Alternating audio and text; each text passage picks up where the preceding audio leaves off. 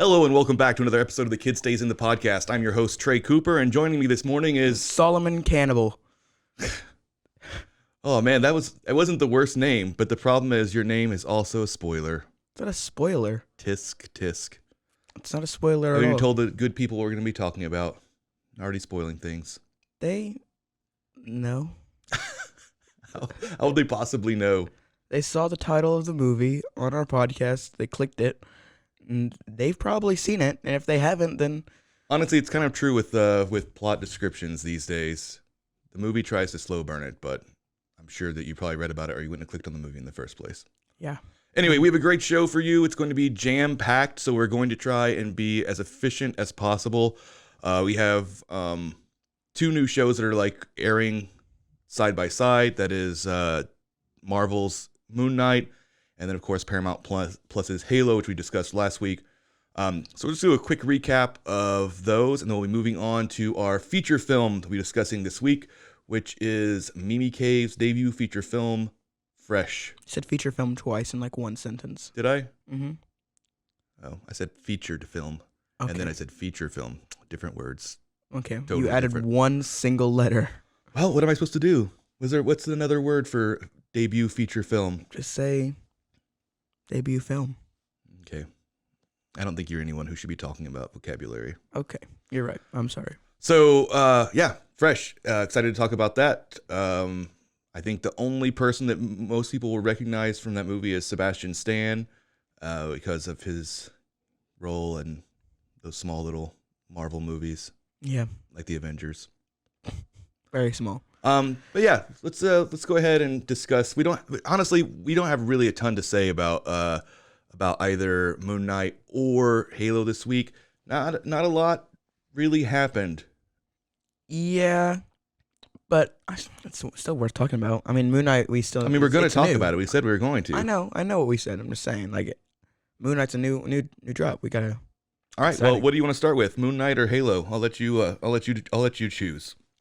Halo. That way, I feel like it's easier for people who don't care about the show to skip. Okay, go ahead. What do you mean? Go ahead. Go ahead and talk about it. I'm just going to sit here. I'm actually taking this podcast off. What? So Halo. Not too much happened in the episode. We met a new character, named Soren, played by. Bokeem Woodbine. Yep. Nice. And why am I still talking alone? I don't know. I just thought you had so much to say about these shows. You said they're still worth talking about. Well, I was mainly talking about Moon Knight. I'm not fully convinced, but yeah, especially Halo. So this episode is basically I guess you could say it's character building. Is that what they're trying to do? You could also say it's a placeholder episode or a filler episode. The only thing that it really does is it lets us know that not only will Master Chief be taking his helmet off a lot, unlike a certain Mandalorian. Not only his helmet, all of his clothes. But yes, he'll be walking around in his space drawers most of the episode long. Mm-hmm. They did get him back in the suit pretty quickly, so I appreciate the fact that at least they seem like they want to do that. But yeah, kind of like I thought the writing was a lot better. I thought the special effects were more consistent, even though there wasn't any huge set pieces in this episode. Yeah. I thought the sets were all really great, and I thought the performances were overall more interesting. There was another shaky door, though. Yeah, there was. Unfortunately. Yeah, so for folks who didn't tune in last time, I pointed out that one of the ways that you can tell that this show has like an kind of inconsistent use of its $10 million per episode budget is that you could see one of the giant, what is supposed to be a metal spaceship door. It's like shaking like a prop, like it's obviously a prop. Something that you normally wouldn't see unless you're watching the original series of Star Trek from like the 60s. Yeah, I feel like we should start doing a tracking on how many shaking doors there are in the show. The thing that to me, it belies an underlying problem with the show, which is that somebody's not paying attention. You know what I mean? Yeah. In these sci-fi shows, there should be so much attention to detail because everybody's so passionate about it, these big prestige shows. And this feels like that's not happening. You know what I mean? So the big set piece scenes, sure, but like the cutaway scene, whoever's doing their B team, who's shooting those cutaways and stuff, yeah, it's like they're not even paying attention to it at all. Yeah, it just seems kind of lazy. Yeah, exactly. Like this for instance it's a huge metal, like an enormous steel door.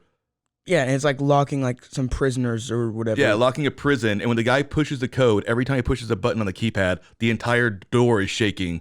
Yeah. It's obviously, made out of plywood. So bizarre. But yeah, I mean, otherwise it was a really solidly written episode, but I don't really care about getting into Master Chief's psyche about how he used to have friends a long time ago. And I think for a second episode, to do a flashback at the beginning that's kind of long, it wasn't terribly long, but it was like 5 or 10 minutes. No, it was not. It was like 2 to 5 minutes. Felt like an eternity to me. Oh my gosh. Either way, it's a flashback to when they're not kids, but a flashback to when they're young adults. Yeah. And it's different actors. That just seemed bizarre. We just got introduced to all these characters. Now we're seeing different actors play them in a very small time difference. I don't know. There's something about it rubbed me the wrong way. I disagree. It just seemed like a flashback. Also, when sense. when they go back to the UNSC and they're talking to all the military people, once again we're in, D-list sub Sci-Fi Channel level performances. Yeah. It's really, really bizarre. I don't understand. Because you would think even if they don't have the money to hire big stars, you can still find talent. Yeah. You know what I mean? Not the most boring librarian people. It's like really, really old librarians. Honestly, they should have gone just down to their local community theater and they would have been able to find better performers. Or at least more interesting performers. Yeah, honestly. So yeah, not much going on there. Anyway, see, I'm already falling asleep talking about this, so not much else to say about Halo. We'll have to see what the show ramps up and the plot actually kicks into gear. Yeah. Well, let's talk about something more fun and something new, Moon Knight. Yes, Moon Knight. So Marvel's new show on Disney Plus. This is pretty much disconnected from the rest of the Marvel universe. Which is very unfortunate. I would love to see Moon Knight connect to the Marvel universe. It doesn't mean that it never is. It just means that we're not going to be seeing a bunch of Iron Man cameos or Captain America cameos like the last couple of shows. Oh. Yeah. Okay, well that's fine. That's normal. Good, because I was wondering why you were so annoyed about whenever I told you that, because I'm glad. I don't want Moon Knight to be having to talk about Iron Man all the time or whatever. It seems idiotic. Yeah, I thought he just wasn't going to ever appear in like any of the movies or whatever. Well, as of right now, they're telling them that they can make a completely separate story. So if they feel like later on they want to cross over, they can. But if they don't feel like they don't have to. Okay. I think that's fine. Yeah. Do we need all these movies to constantly be touching and poking each other like some kind of huge cinematic orgy? No, we don't. Seems like that's what you're advocating for. Didn't love that simile there. Well, that's what you got. That's what you get for backsassing me. Okay. All right. Anyway, so Moon Knight, again, so not the same problem as Halo has. So we have the, obviously the budget and effects team that comes with being a Marvel and Disney production. Mm-hmm. Amazing A-list actors. This is a show that's starring Oscar Isaacs and Ethan Hawke, 2 Academy Award winning actors, or at least Academy Award nominated actors.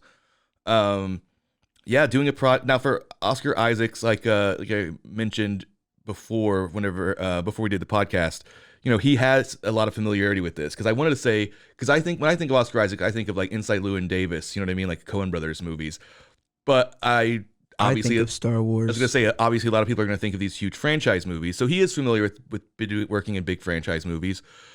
Ethan Hawke, though, I don't feel like has done anything as an adult where he really dabbled into this, except, I mean, unless you consider the Purge movie's a huge franchise. Purge is pretty big, yeah. Yeah, but whenever he did it, he only did the first one, and it was a little indie movie when it came out. You know what I mean? They didn't know it was going to turn into crazy horror. I don't know anything about the Purge. I also don't think I know anything about Ethan Hawke. I told you that he was in your favorite sci-fi movie that you watched when you were like 8, and I was so surprised that you understood it. Yeah. I forgot about that. Yeah, the one where he goes back in time and then marries himself and then births himself. Yeah, I remember. Yeah, it's called Predestination. I highly recommend it. It's a really, really good movie. My brain was so fried after I watched that for like 3 weeks. I was so young. Yeah, like he gets he goes back in time. He becomes a woman in one timeline. Then he goes back into the future and then meets himself and falls in love with himself and then has a baby, which turns out to be himself. Yeah, It's very, and then very he confusing. also like kills himself And he as kills his dad. Yes, and or he his kills himself grandfather. as his dad. Yeah. It was weird, fun movie though. Would recommend. Yeah, highly recommend it. Anyway, back to Moon Knight. So this show is really odd. They don't even really give us what the premise of the show is going to be in the pilot. Not entirely. Yeah, it just kind of gives you like a feel of what the show's gonna be like. It's just a setup. Yeah, but it's like entirely set up, and that's fine. It's a TV show, so I'm not going to judge the whole series based on it. But I will say, like, essentially, most of the show is just like Oscar Isaac's character blacking out every, you know what I mean? Yeah, it's actually really cool. It has like he like his eyes like roll back into the back of his head, and it like plays. It goes like. Yeah, one thing I think they did really well with momentum is so Oscar Isaac's character at the beginning, he's just a schlubby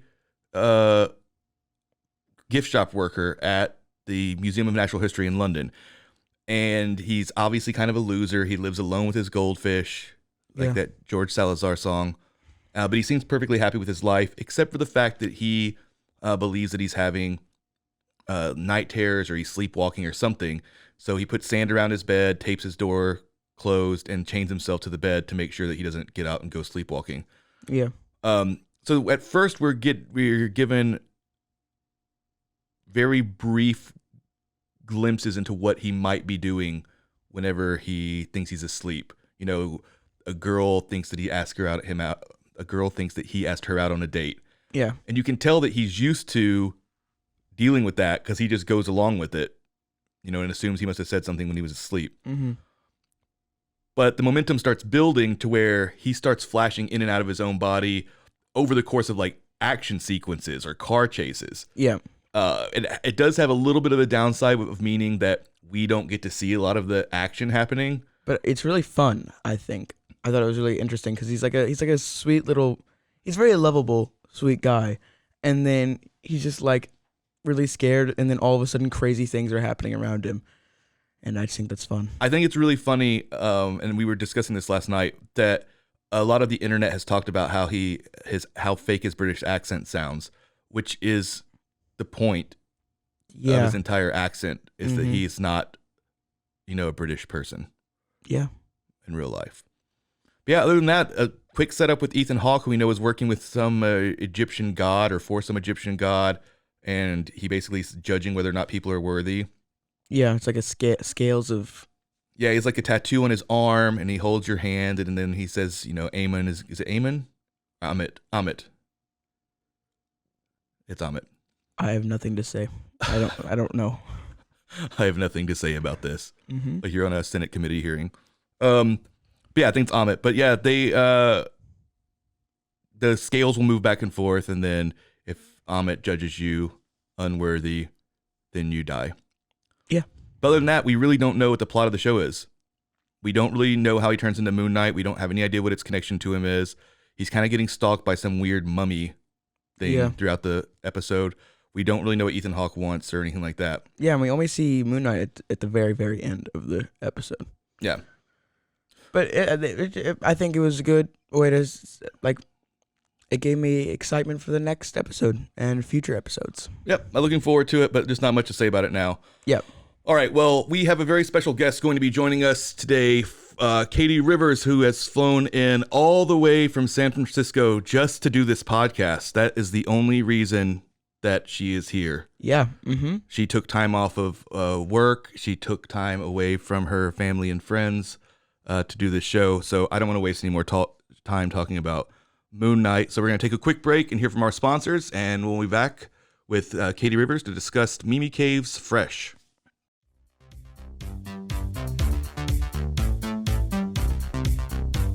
And now, a word from our sponsors.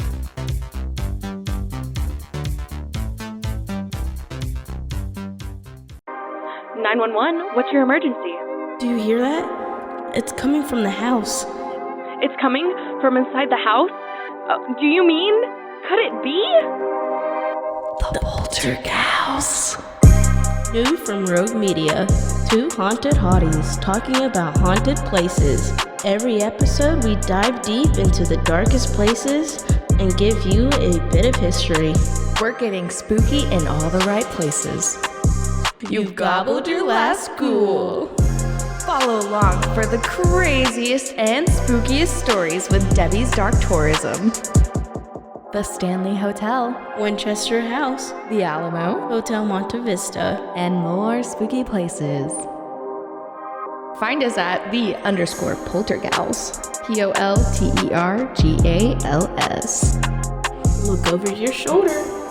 It's us, The Poltergals. Wherever you consume the podcast, you can find us there.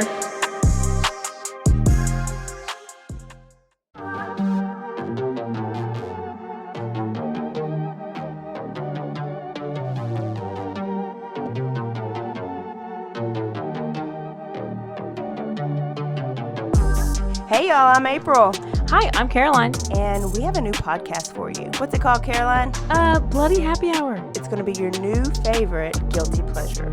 We're going to talk about some bloody stuff, serial killers, true crime, Rape. rapists. Why not join us? We'll have a good time. You literally never know. I don't know what I'm going to say. Bloody Happy Hour. Apple Podcasts, Spotify, or wherever you listen to podcasts.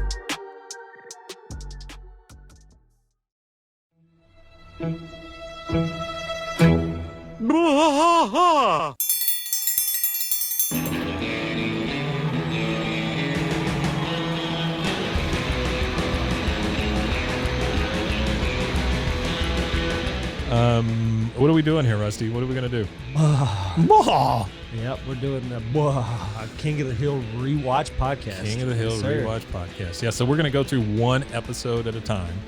Come along for the ride with us, Come check it out. and give me a good like Dale Gribble quote to go out on. Wingo, Yeah, Wingo. Wingo. Wingo. All right, well join us for the King of the Hill rewatch podcast. Deep in the heart of Texas, that drinks his brew and he spits his chew. Deep in the heart of Texas, the TV blares but no one cares. Deep in the heart of Texas, here we go. And we're back. Welcome, Miss. Look, this person just appeared here. I think that was my cue. Katie Rivers here, big horror fan Yes. and general geek. Even though, and we'll get into this in a little bit, Solomon was going to be arguing that Fresh is not a horror movie, which is a very bizarre take. It's not even. And I'm happy to stand on the other side of that argument. It's but- not even that scary. This is an interesting movie for a lot of reasons, but to start off, this is like I said earlier, sorry if I'm saying it too many times, Solomon, but it's a debut feature film for Mimi Cave, and the writer, I can't remember. Lauren Kahn. Lauren Kahn, yeah. She's only written one other movie, and it was a rom-com for Netflix called Ibiza. Mm-hmm. I have seen that movie. I wasn't a huge fan of it, but I didn't think it was terrible. I mean, I watched it all the way to the end. I would definitely say that if the only thing I had seen of her, well, that is the only thing I could have seen of hers, was Ibiza, this is not the movie that I thought we were going to get. So, full spoilers for this podcast. I know we say that all the time, but there's really not even a way to discuss this movie without spoiling at least a lot of things. Yeah, And that's true. before I let Solomon get to the plot synopsis, which will obviously spoil a lot of things in the movie, I want to say how sad it is to me that you can't. I mean, there's not really a solution for this, right? Because you can't do a trailer for a movie that hides the twist, because then no one's going to watch it. They're going to think they're going to see a romantic comedy. Right. Yeah. And there's no way you could even get people to watch it on Hulu, which is where it premiered, because who's going to scroll through something? Like, it would be amazing if we lived in a world where Hulu would put it under romantic comedies, and then people would be like, what the F is happening right now? That'd be so awesome. I have to confess that I came to it completely blind. Honestly, I was like, why is this called Fresh? I don't need to know. All I know is a date went bad, and it's a horror movie, and that's enough for me. But that's the thing, you know, it's a horror movie. Oh, I do know that. And that's the thing that the movie is kind of trying to hide. The credits for the movie don't even come up until about 20 minutes in or so. Which was awesome. I loved that. The opening hook was really interesting. That was an interesting take on setting up an ordinary situation. Right. And then having it go south. And that's what's sad to me about the fact that most people are not going to be going into this movie knowing nothing at all about it.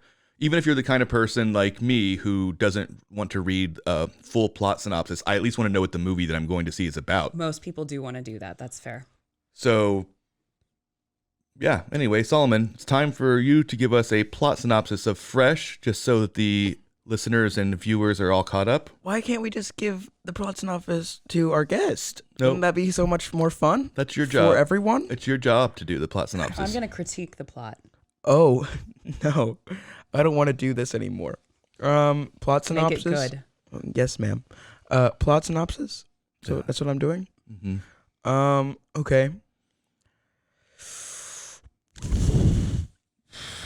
That was too loud. You just blew everybody's eardrums out. I'm aware. So start with the general. You just blew your garlic parmesan breath all over everybody's face.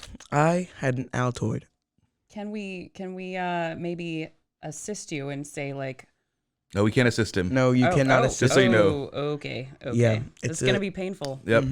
For me. That's the point. And the listeners. Yep. Okay. So we meet a girl, and she's going on some dates, and she meets this really nice guy. He's really sweet, and eventually they go away together, and he drugs her. And see, now we're getting into plot details. We see a general synopsis. Now she's trapped, and we have to see what happens. That's a good stopping point. Katie, how would you have done the plot synopsis if you want to have a synopsis off? Ooh, I don't know if I wanted to have a full synopsis off, but what we have is essentially a premise, an online dating premise, ordinary situation. Somebody's going on dates, they're bad. Then twist is the main date ends up just being met in the supermarket. So it's kind of an interesting, like, ooh, we're going on an online dating critique, and oh, well, meet in real life. And the great thing about that scene is it's actually one of the best meet cutes that I've seen in a really long time. I've watched a lot of romantic comedies. I watched the new Jennifer Lopez romantic comedy, and which is supposed to be a throwback to classics. That was a really, really adorable meet cute that they have at the grocery store.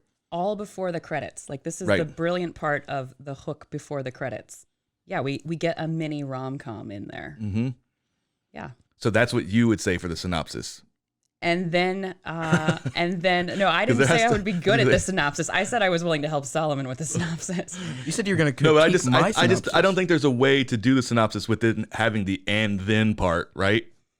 Yeah, I mean, and then we get into a date gone bad, which is what I saw when I was reading the New York Times. Like, your date wasn't this bad, and I was like, oh, I'm in. I don't even need to know anything else. So the bad date is, a classic roofie in the drink or whatever drug it was, and then you wake up handcuffed in a cell, and then it gets real terrifying. Yeah, and I think we should just go ahead and rip the Band-Aid off and say this is a movie about cannibals. I mean, that was my name. My name is Solomon Cannibal. Yeah. And that's the reason why I think, especially with it, like, so let's say it had just been a different kind of horror movie where it is about a date that goes wrong, it keeps escalating in how bad it gets, right? It could even become criminal. It could even become scary. And I think that might annoy people a little bit less. But if people just were to go into this movie thinking it was just going to be one thing and then it turns into this other thing, I mean, Katie, you had a pretty visceral reaction to this movie. I did. I had a very specific reaction. Solomon, I was pretty chill on. Solomon was laughing, Yeah. becoming friends with the antagonist. Yeah, I don't see the issue. but this was this movie goes into it's way past a bad date. It's the moment where she wakes up handcuffed and he's sitting in the room and she freaks out and is like, what are you going to do to me? And he's like, I can tell you, but you don't like it. To me, everything after that, like that's the He apex. said, I'll tell you, but you'll freak out. I'll tell you, but you'll freak out. And that's like we're right at the top of the roller coaster, and then stomach lost right after that. And part of what's so brilliant, right, is that you think he's like going to do something weird, like chop off her body parts or her skin, or like classic serial killer or whatever. Just keep her hair, maybe put her teeth in a jar. No, it's just so much worse than that. Yeah. Yep, and Solomon thought this guy was his hero. That's not true. Solomon's Look. like those frat bros who watched American Psycho and they think Bateman is like their hero. They get T-shirts of him, or the people who do the same thing with Scarface. That's what Solomon was trying to think of his own cannibal empire that he could start. No, look, Right. listen. Let me explain. There two was some things. concern. We had some concerns. Let me explain, guys. All right, Explain, it's normal. explain. Look in the beginning, whenever she got kidnapped and roofied or whatever, I was sitting there being like, it's okay, because I was stressful. All right, that gave me anxiety, and also I just wanted to exploit the cannibal business. All right, sell the cannibals pork instead of humans, get tons of money, and no one's getting murdered or eaten. I feel like we should say that what he tells her that he's going to do in the cell is that he's going to slowly fillet her and sell her meat. Yeah, I think I was going to say that we need to really live up to the full spoilers part of this Right. podcast, because the reason that we do that is so that we can fully discuss the movie, and that's a Right. really important part. Is that yes, he tells her that, and he's the thing that is depending on your viewpoint, funny about the movie is he's like, he still is acting the same way as he was acting when they were dating, you know? He's, for the most part, obviously there's some outbursts of violence, but, and he's just acting like really laid back and just telling her to chill. And if you really think about it, there is something very, very darkly humorous about somebody telling you that you're overreacting to the news that they're going to slowly cut pieces of your body off and sell them. And it's not like he's going to kill her and sell her body to cannibals. He wants to keep the meat fresh as long as possible. So he's going to cut them off Fresh. And he's a surgeon. So he sutures them back I was up. going to say we should mention he's a plastic surgeon at this time. Yeah, he's full surgery theater. Yeah, so he has he has a full operating room. So yeah, he can cut off pieces of your body, sew you back up, let you recuperate, so that and that way he's only selling fresh human meat to his market of rich psychopaths. Fresh. It's also interesting that he is concerned about the stress level of his victims, not because he's actually concerned about Right. them. He's concerned about the meat. He's concerned about the levels of cortisol Right. that are in their blood. And I think that was something that I mentioned while we were watching the movie, is that they're basically being treated like Kobe beef. You did mention that. Which Solomon then said that he would love to go out that way, That's- being slaughtered like a cow. Okay, there was a video that I watched, all right, and it was like the Wagyu theory or whatever, and it was like, would you die really young if you could live a Wagyu life if you were like super rich or whatever? Yes, That's I would. That's because you're really young right now. Wait until you're my age, and then your definition of really young. Would you die? Also, I was talking about actually how the cows are treated, which is what was happening to the people in the movie. Why would you think that I meant you to become really, really rich and live a rich person life? That's what I was imagining for the Wagyu thing, but also I was talking about what's happening to them, getting chained into a room, but you get nice food and they're generally okay to you while they're killing you. Yeah. So there's some interesting things that happen in this movie. One, I kind of want to talk about who dies and who doesn't die at some point. And maybe now isn't the right time, but I think that's something super interesting about this film. Yeah, well, let's wait till we get a little bit further into the movie. Great. We don't usually go like beat by beat, Okay. anyway. So we don't have to like slowly go through every single plot point. But one thing I do want to... It's like slowly getting filleted, just being here. One thing though I did think was worth pointing out is that, so the movie goes into, actually, let's go ahead and discuss like kind of how our reactions were once the movie starts turning into a horror movie, okay? like once the movie really got into the movie. Yeah. So the movie starts whenever that first turn happens and he roofies her. That's horrifying, right? We Absolutely. all Most are familiar definitely. enough with the situation that we know what's happening. So she starts kind of, her vision starts going blurry, and we know what's happening. We already know nothing good happens after that. and like nobody's ever woken up and they're like, we just wanted to tell you won the lottery. So she's not only that, she's chained to a room, on a mat. So pretty horrifying. So we have a huge tonal shift at that moment. And it's definitely worth mentioning that this movie was produced by Adam McKay. A lot of the headlines about this movie have been kind of quippy and, a lot of food puns, a lot of cannibalism jokes. So I want to say on the outset that I definitely believe that this movie is trying to do a dark comedy horror, kind of like American Psycho. Not horror comedy. Not trying to say I don't think it's a horror comedy. I do. But I think there definitely is a dark, very pitch black comedic element that is running through the film. However, whenever that turn happened, I left anything funny so far in the rearview mirror that I was just so stressed out. Yeah. I had a similar experience. Well, one, I want to say that Mimi Cave talked about how she was trying to strike the balance between jokes and gore without being campy. Yeah. And I actually think she did that like pretty well. So I was impressed with that. And she wanted it to be meaningful and visceral. You know what? A+ Mimi Cave, because that was meaningful and also visceral. I've never been so uncomfortable in a movie. I have never looked away from the screen so many times as I did in that movie. And it's interesting because there really isn't very much gore in this movie until the very last part of the last act. The gore is the idea. Exactly. We are so averse to eating each other, as I think we should be.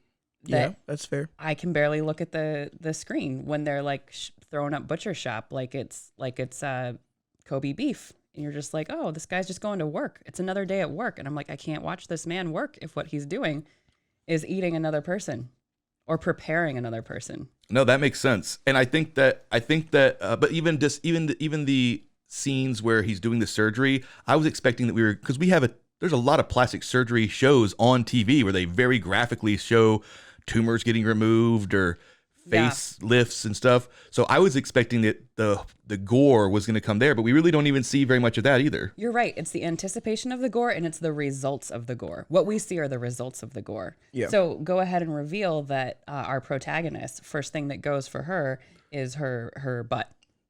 Yeah, he takes her butt. He takes her butt cheeks off. And this is, and then I'll let Solomon say what his kind of reaction was to the movie. So, but I do want to say, a lot of these scenes, when I say them out loud, the audience that's listening to us right now probably is like, how were you not figuring out this was supposed to be at least mildly comedic in some way? But we were so invested in the main character for those first 20 minutes that there was nothing funny about the fact that her boyfriend straps her to this gurney and she's like, what are you going to do? And he's like, I'm taking your ass. It's like, I didn't find it funny at all. I didn't find the movie funny. Period. But Solomon, I just feel so weird that I'm the odd one out here. But you're creating some texture in the perspective. Yeah, I know. And probably a perspective that I think like Adam McKay as the producer would appreciate. Yeah, I just thought it was just so wacky and bizarre. And I just thought the idea of just the way like the 80s music was playing like this whole time, like while he's doing the surgeries.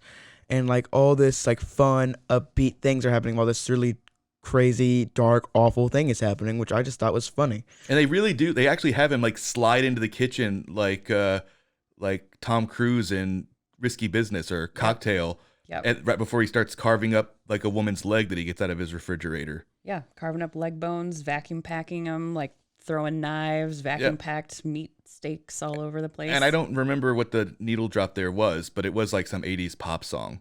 So again, that's not really leading me to believe that they didn't want us to be at least like laughing through our horror. But I think that is part of the tone that you would even, and the main character references this herself, that you would even become okay with the scenario enough to laugh should horrify you. Yeah, I think that's fair. And I think that's part of kind of the catch of this film. Yeah, whenever we were watching it, I kept making comparisons to the NBC show about Hannibal Lecter. And I know it's weird to reference Hannibal Lecter and not his movies, but that is a great TV show. But one of the things that I was telling Katie was when they shot that show, they hired cinematographers who were experts in filming documentaries about food. You know, those shows like the Great British Bake Off that make you so hungry while you're watching it. And these people knew how to do that. So whenever Hannibal would be preparing these meals for his guests to come over, oftentimes it was their own friends. You would feel he wanted you to have a physical reaction of your mouth starts producing more saliva. You start feeling hungry. Mm-hmm. And you now feel really gross because you are wanting to partake in this meal that you know is like Samantha or somebody. Yeah. This movie took an opposite approach, I think. Yeah. This movie they shot it like a PETA commercial that was trying to convert everybody to veganism.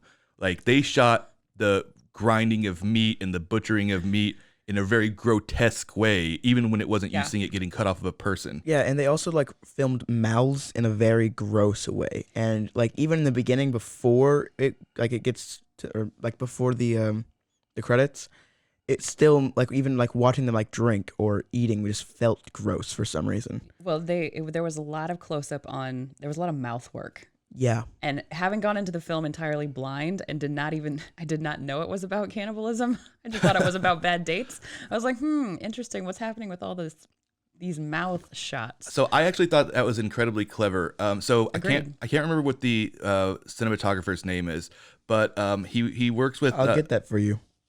Oh, I'm glad. Oh, you have it right there handy. Powell. Yeah, it's very hard to pronounce. He's from Iceland. Pogorzeski. But the reason that people aren't going to probably recognize his name, but he worked with Ari Aster for a long time. He was his primary cinematographer for movies like Hereditary and Midsommar. And I think that this choice that he made, because it juxtaposes perfectly, let's say this, it foreshadows the cannibal part, but it also is a very natural thing that if you watch not a romantic comedy, but if you watch more like a sexual thriller or a movie like 9.5 Weeks or 8.5 Weeks, where when characters start becoming more intimate and it starts to become more of a physical thing, you will see cinematographers start focusing close-ups on mouths, eyes, and for those of you who have been out on dates with people, this is something that happens, right? Right. As the date starts to become more intimate, you do start focusing a lot more on the person's mouth as you get ready to kiss them, or you know what I mean, or their eyes. Well, the other layer of that is that Sebastian Stan, his character actually references the intimacy of eating somebody. And Right. that it is this intimate act. And that's part of the whole, like his whole cannibal subscription service. Right. You know, is that his subscribers want to feel some sort of intimacy, and he claims it's beautiful with the people that they're eating. Oh, it's so disturbing when they show that, because he's basically like It is. he's at a subscription service, and I think it's kind of like, you know, Simply or Loot Crate or whatever, but for cannibals, and it comes with like your meat, where it came, a picture of the person it's from, and like a memento from them. Yes. And it's very, very, very disturbing.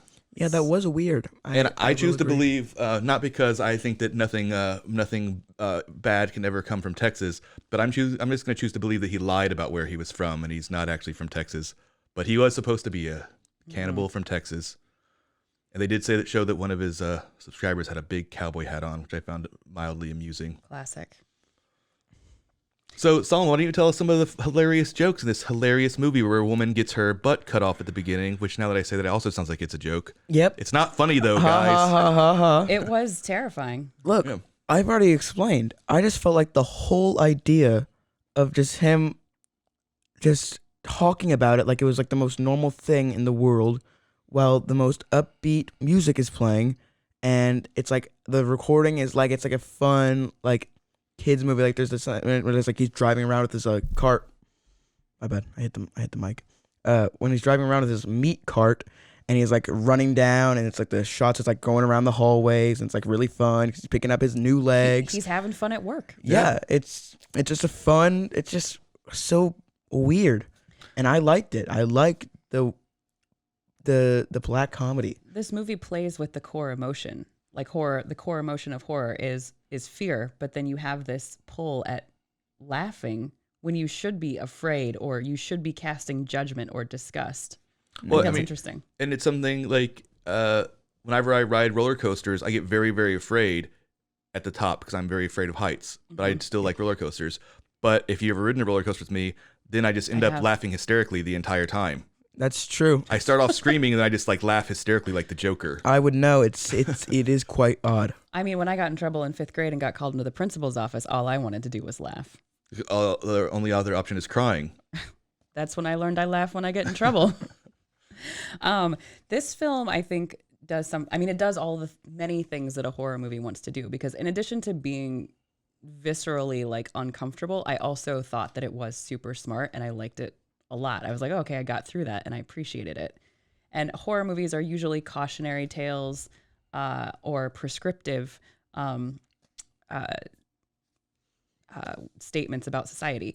And so I was really watching this like a cautionary tale where it's like, don't go out into the woods with a stranger where your best friend can't track you and there's no location setting. I was like, warning sign for society right away. Everybody should watch this movie. Don't go on dates if no one can track you. And certainly don't go out of town with some person that you just met, no matter if it's Sebastian Stan or not. True.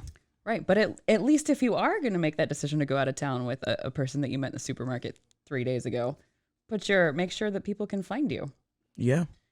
You know, but the red flags throughout the dating process I thought were interesting. And so that really put me in the space of like, oh, this is going to be like a warning tale. This is going to be a warning story. Is it okay to talk about who dies and who lives? Sure. Or is this a good time? I mean, we still have about 10 minutes to go. Okay. So if you want to wait till a little bit closer at the end. I'm just so excited about who dies. Well, there's lives. the only reason I'm going to hold off is because there's one thing that I think that is important to discuss about another turn, because the movie has, I think, 2 major turns.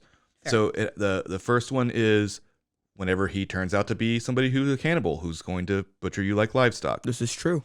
But the second one is whenever she actually starts to feel like there's a way out of this. Right. She reads a little note that another person who probably is dead now left in a magazine that basically just said to keep fighting. And she comes up with a tactic. So here's the magazine says, like, if you're reading this, you should keep fighting because he likes you. That means he likes you. Yeah. Because he gave you magazines. He gives magazines to the ones he likes. Yeah. Yep. So, the turn there is that her way of fighting back is by playing into his fantasy of what a perfect woman would be. Which is in some ways one of the things that a good horror movie does, praise of the villain. Right. She figures out how to praise him and seduce him. He can't be reasoned with. So she takes the emotional road in. And this is where I actually was able to find, I wouldn't say I was like, ha, ha, ha, laughing, but it was where, because you knew that she was taking the power back, right? So it wasn't all in his court. So then I was able to at least be amused by how the movie then turns back into a romantic comedy, but in this horrible, twisted, awful way. Mm-hmm. But it's going through all the motions of what you would see at this point in a romance movie, right? Right, they're having dinner together. We should say that her praise of him is like, she wants to know what it tastes like. She gets him with this, I want to know what it tastes like. I'm curious. And then she basically kind of tricks him into thinking that she has become a cannibal too, and she thinks it's amazing. And I don't want to dwell on this too much. The movie, it's all in the movie, so I think we'd just be patting ourselves in the back if we delve too much in what's already in the text as subtext. Sure. But there is a exploration of not just toxic masculinity, but male privilege in one specific sentence that he says that I think really underlines the movie, because it's basically what people say after they've committed a crime, like whether it's date rape or it's, Harvey Weinstein or whatever. There's like the excuses that they make, you know what I mean? And the excuses that their parents make, like, he was a good boy, you're going to ruin his whole life, all those things that you hear. So that you have the before, when he's just really charming and he's a liar. And then you have the after, when he's just being honest. And this one line that stuck out to me, because it just reminds me so much of the things that you hear these kinds of people say. I mean cannibals, of course, because I hang out with them all the time. But this kind of gross kind of male privilege, which is she's like, when did you first eat like human, eat a human? He's like, I think I was 18 or 19. And he's like, and then I just loved it, and I knew I had to have more. And he's like, and what a burden on me. Like, he's like, he says that. He's like, what a burden that I had to bear. He's like, now I have this thing that I have to worry about. And he's like, I'm a good kid. I'm making straight A's. I'm in the best college. He's like, and now I'm going to have to deal with this. He's like, so, it wasn't all peachy and, rosy for me either. And it was so, like, in the way he says it, you can feel that he really thinks that. He feels bad for himself that he has to eat people. Yeah. Yeah, good catch on that. I think the other thing that you and I had talked about before was the metaphor of objectification of women is pretty loud and blaring. Right. In this film. So we don't have to spend a lot of time on that either. Yeah, but it's worth the note of yes. I mean, legs and butt and breasts go first on the victims. Speaking of breasts, there was a line in the movie that I wanted to point out. Not as like deep as your line, Dad. She says, "Save the breast for last," and I thought it was really funny. See, that's the thing. It's right there in the text. That was funny. That was funny. And other than like the there's some that aren't, but most movies about cannibalism are at least somewhat darkly comic. Yeah. Well, I think back to when she takes the power back. That's when this movie starts to move from like away from, oh, this is not a cautionary tale about don't go into the woods alone with somebody you don't know. This starts to become prescriptive about society. Yeah. As a horror film. All right. Well, we are going to take a quick break, and when we come back, Katie, we will dive right into who lives and who dies in Mimi Cave's Fresh.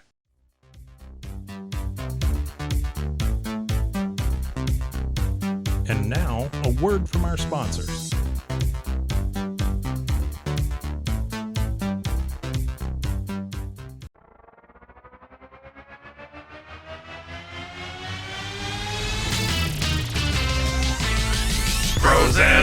Frozen heroes. Gonna tell you about Frozen heroes. Gonna tell you about. Hey, I'm Zach. And I'm Mike. And we have a fantastic new podcast to tell you about. Bros, Foes, and Heroes. It's the two of us looking into the world of comics, breaking down some characters that you may have never heard of, and some that are just absolutely ridiculous. Yeah, so Zach comes up with a character each time, and I go into it just completely blind. I don't know who this person is or what their abilities are or anything, and basically I guess we kind of go over their origin story and just some of the ridiculous stuff that maybe, especially Golden Age stuff. Oh, Golden Age stuff is always the best, and we will make sure to highlight all of the shenanigans and just absolute weirdness of everything. Yeah, that's right. So subscribe today and follow us on Instagram at Bros, Foes, Heroes. And if you don't, I know where you live. Not really, but please subscribe. Frozen heroes. Gonna tell you about Frozen heroes. Gonna tell you about.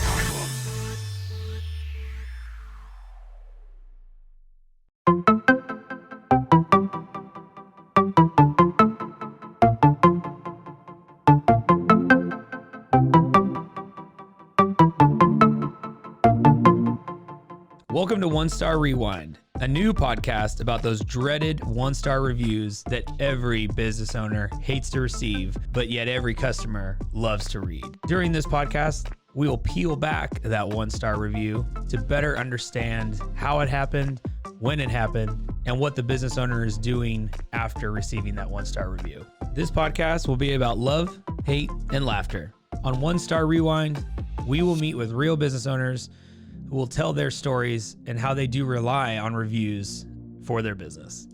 Follow us on Facebook, Instagram, or download us at roguemedianetwork.com. Please subscribe, but only rate and review for not a one-star review. Join us each time for a new review and a new story.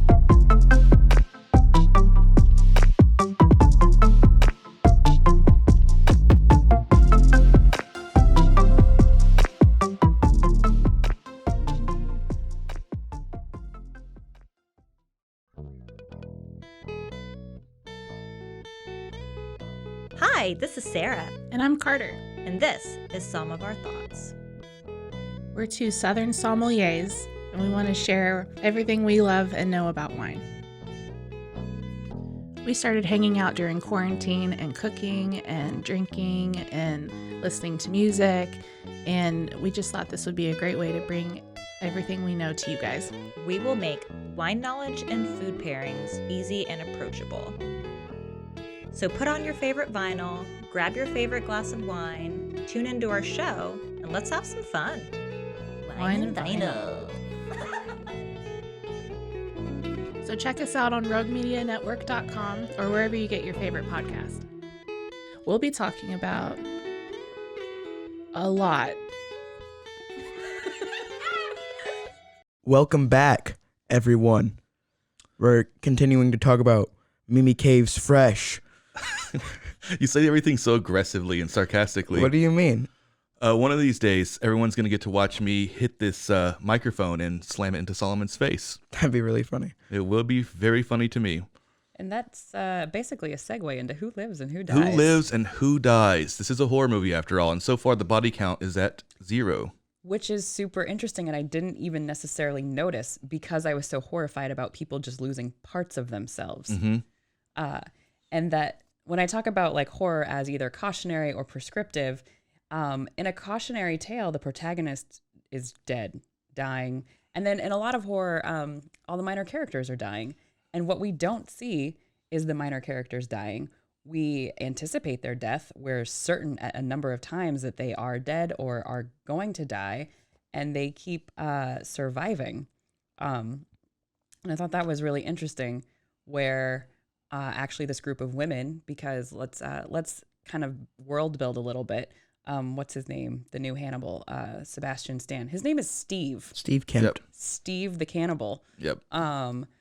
He keeps people in, like, he's got like a little cells that are somewhat like a nice hotel rooms, or maybe something like a row of rooms on a yacht, and they have this vent system, and so these women are talking to each other, and there's a lot of power that starts to gain. And even just the relationship between the main character and then the second, or the supporting actor or supporting character, that to me was... Are you talking about the other prisoner, or like her best friend who's... Her best friend who is looking for her, finds Right. her, and becomes a prisoner. Right. But their relationship, I think, is actually the most important relationship in the film, and sort of the crux of the power of the film. Yeah, and I think they do a good job of...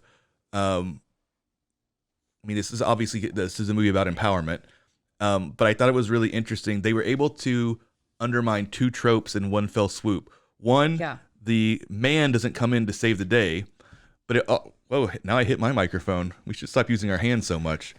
So one, the man doesn't come in to save the day, and 2, you don't get the trope of, the lone black man in the movie getting murdered. Instead, he just like nopes the F out as soon as it starts looking creepy, and then he's just gone. Let's take a moment to acknowledge that and appreciate that, because that's another supporting character, another minor character who, there's a moment where I was like, if this guy dies, I'm going to turn this off. Because if another black man dies unnecessarily in a horror movie, I'm gone. So he comes up almost to save the day. Yeah.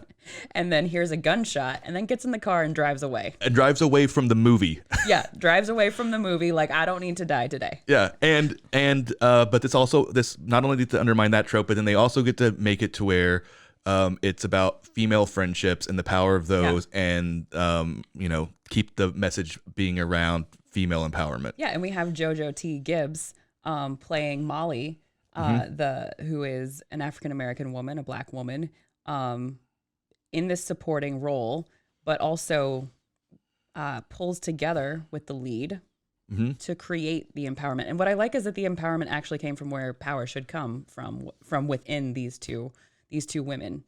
Yeah, and even though it was a supporting role, that could have very easily, if it was written in a little more in a more shallow way, it could have turned into just the stereotypical sassy black friend role. And instead, she still was sassy. She still has her personality, but she also was the smartest person in the room, of pretty much any given room that she was in, other than whenever she called the serial killer's phone right in front of his face. That was a bad move. I wouldn't have done that, Molly. But most of us aren't used to dealing with serial killers. So. Yeah. Also, she was super curious. She needed to know. I think she needed to know if she was dealing with. And let's actually call in another important female character who is the serial killer's wife. And we haven't mentioned her yet. But she ends up playing an important role in this prescription on society as well as the woman who goes along with the problem behavior, or the woman who supports the toxic masculinity. Yeah. Go ahead. I was going to say, she doesn't have one of her legs. And I was just thinking about it, like, the wife is missing a leg. Yeah, that's what sorry.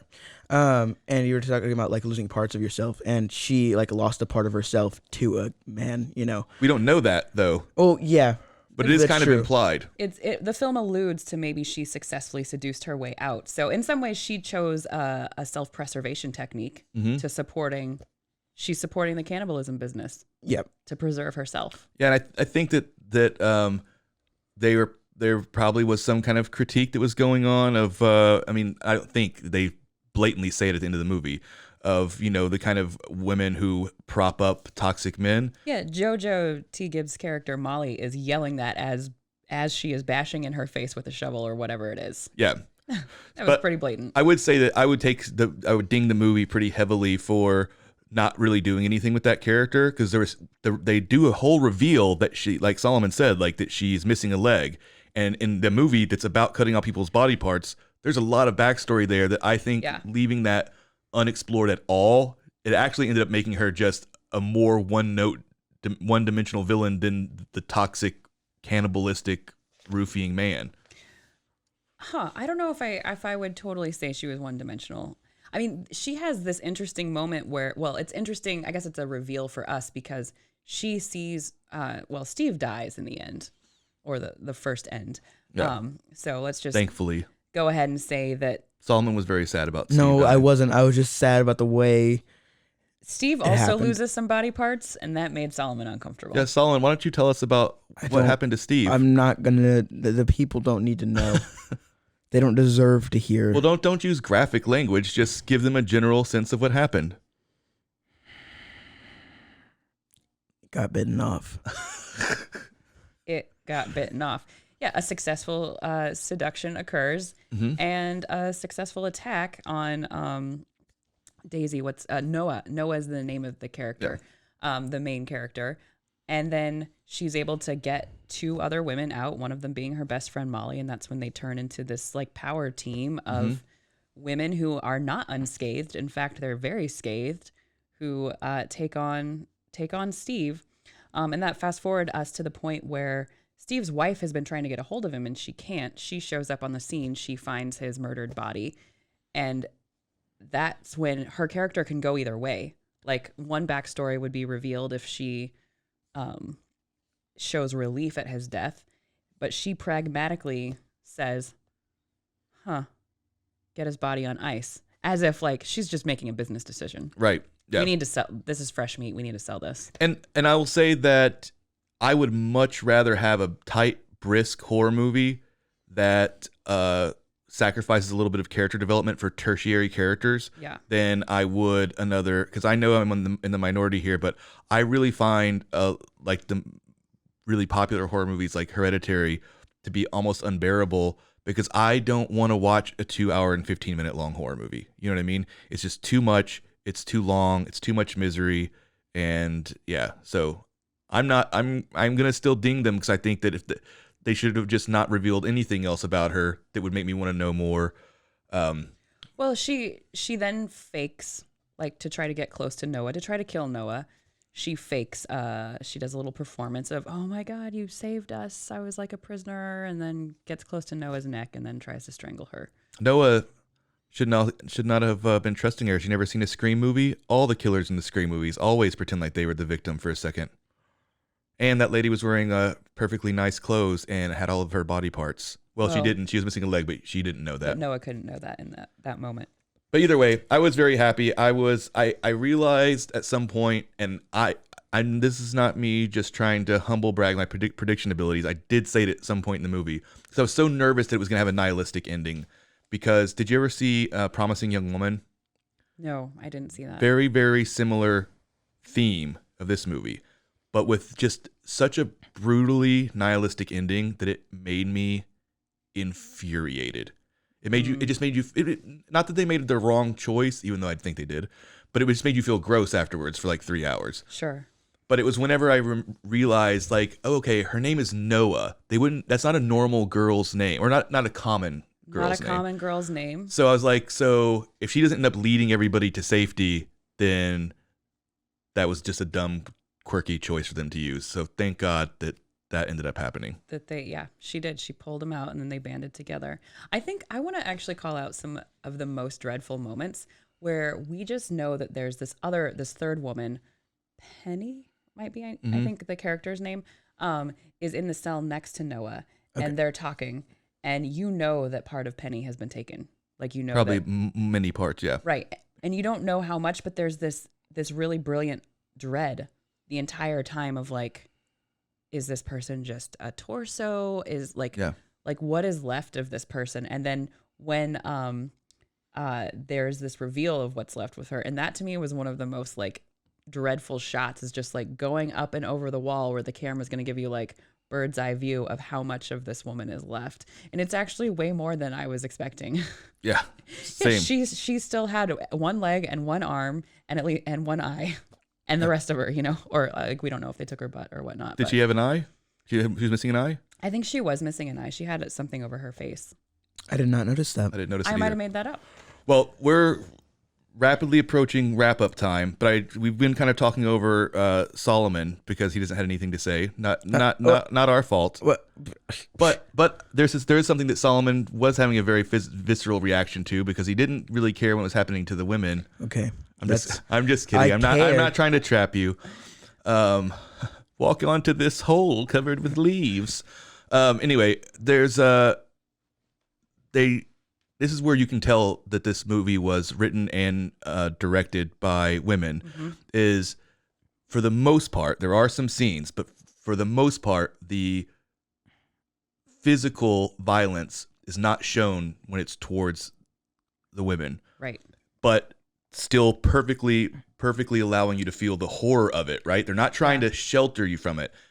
I feel like they just know that we've already seen that in a lot of other movies, and there's a really fine line between making a movie that has commentary that's funny and whatever, and getting fully into exploitation when you're actually physically watching a man cut a woman's breasts off. Right. Mm-hmm. So they save all of the physical gore and violence as these women put it onto Steve, and he finally gets his comeuppance in really horrible ways. Anyway, Solomon had a very specific reaction to this scene, so I just kind of wanted you to walk us through that before we get to our wrap-up and our arbitrary scoring system. So listen, all the other things were left to my imagination, right? All right, that was, but the thing is, I just thought the movie was too funny, so I didn't leave. My brain wasn't like going wild. But then it just physically showed me something that I already don't like, which is just like active, real violence where you're just getting like kicked, and I just know there's like some eternal bleeding when your lungs are getting kicked in. Internal bleeding? Yeah, internal bleeding, as I said. I thought you said eternal bleeding. Maybe I did. It's eternally internal. Yeah. So it just made me feel really, really uncomfortable because I already don't like that. I don't like it in all the horror movies, like whenever they're trying to like leave the killer, like Mike Myers or something, and they stab themselves and then like pull it out and then run. That makes me, I don't like it. It's too real and too uncomfortable. And then, like I said earlier, the main character seduces him and then ends up biting, sensitive part of the body. Yeah, and I felt so sick so fast because, and I just want to be clear to the audience, so if you do want to watch this movie, you don't see this. You don't really see this, right? Yeah, you see more of the blood splatter Right. and the fallout. Right, but you see the aftermath, but you're not seeing the event. I feel so awful right now thinking about it. It's not because I cared. It's not because I wasn't happy that the girls won. It's that it happened at all to anyone. I don't want to see it ever. That it's not something I want to see in any movie, and I just didn't like it. Didn't like it one bit, one tiny little bit. So do you feel like it went like too far? You thought it was too much violence, like too much I just gore? wish it wasn't. I just wish I didn't have to see it. Like I think people could have enjoyed it, and I just wish I wasn't there to watch it. Well, I would have been happy to watch him slowly go through a meat grinder. I wouldn't have minded if they slowly that cleaned would his have been body more off. normal because I've seen stuff like that before. Although a meat grinder, where they're like, no, You've seen a person go through a meat grinder before? I've Where? seen movies. I've seen someone's head get like chopped up really quickly by giant knives. Oh, that's in Fear Street. Yeah. So that isn't. That was on our podcast. You should listen to that episode. I'm working my way through. So yeah, that made me feel that was fine, but like, not that. I think that what I liked about it was it kept it firmly in that, like, it kind of moved into slasher territory, but it still kept it firmly in that a genre of horror movie that you're supposed to still be enjoying. That's the other thing. I felt like you were supposed to still be enjoying the process of watching a movie, even though that wasn't your experience. I think that was the tone, because if this was like, I think like an Ari Aster movie, or Ari Aster, however you pronounce his name, I think the ending probably, if it wouldn't have been with them all getting trapped back in their cages and that's it, I think it would have ended with them, if they won, then we cut to a post, they're all happy, and then we pan over and now he's like in one of those rooms, but he's just a torso or something really gross, you know what I mean? So there was a lightness, and because revenge is naturally cathartic to an audience, there was a way that you leave the movie, at least I did, feeling. Well, and a horror movie is asking the question, who's going to win, hope or hell? Right. And in this one, we get hope, and part of that hope comes from the revenge, actually. And her name is Noah, and they gave him a very Old Testament style death. It says eye for an eye, and I think they were actually pretty nice. I mean, I don't know if I should be concerned about myself that the sanity in the movie comes when they murder him. Yeah. And that, like, there's a lot of interesting reactions that come up in this film. And there was no like trying to torture him or whatever. The only reason he kept getting stabbed and punched is because he kept fighting and trying to get them. Right. As soon as they have a gun, they just want to shoot him. They're not like, we're going to shoot you in your toes and then we're going to take your kneecaps off. So they're not technically doing eye for an eye. They're like, leave us alone. Our number one goal is to live. Yeah. All right. Well, we are about a minute over time, so we're going to have to go ahead and give our arbitrary rating. You can use any numerical scale you want, anything that you want to say. Doesn't have to make any sense. It's like, whose line is it anyway? The points don't matter. So who wants to go first? You want to go right to left? Right to left? Sure. I can go first. I'm going to give it a 5/10. What? 5/10s? A 5/10? I don't know. I picked a number. Well, 5 out of 10. So you're giving the movie a 50 out of 100. Wait, you gotta. I don't know the rules of the arbitrary. Oh, sorry. You can use any scoring system. You can use a score system of 1 out of 8, 1 out of 5. You can give it 3 stars. You can give it 10 trees. Okay. But there needs to be so the audience has idea what maybe, you're. Okay. I would give it an 8.5 out of 10. So exactly the rating I was going to give it. 8.5 out of 10. Yeah. Well, I was going to give it an 8.5 bitten peepees. What a ripoff. I was going to give it 3.5 severed members. So we all give it the exact same score at the end of the day. No, you give it a 7. Okay, fine. Mine's a little bit lower. Yeah. You want to hear a fun fact? Real quick? It'll be the last fact that we hear because we get a tag out. Awesome. There's a cannibal who exists in real life, and he is a 100% consensual cannibal who just if people want to go to his house and get eaten, he'll do it. He'll eat them. Is that legal? I don't know. I just know he's real. Can you cite your source? No. Do you know his name? It was one of my friends told me that. You're like Carl Pilkington. One of your friends is a cannibal? One of your friends. I'll do that. You're straight up like Carl. Maybe you should do monkey news next time. Maybe it's a fake fun fact, but either way, it's not a. Maybe it's just a fun. Maybe it's just a lie. Maybe it was fun, right? All right. Thanks for listening, guys and gals. We'll be back next week with another episode of the Kid Stays in the Podcast. Until next time. Follow us on Instagram at The Kid in the Pick and on RogueMediaNetwork.com. Until next time.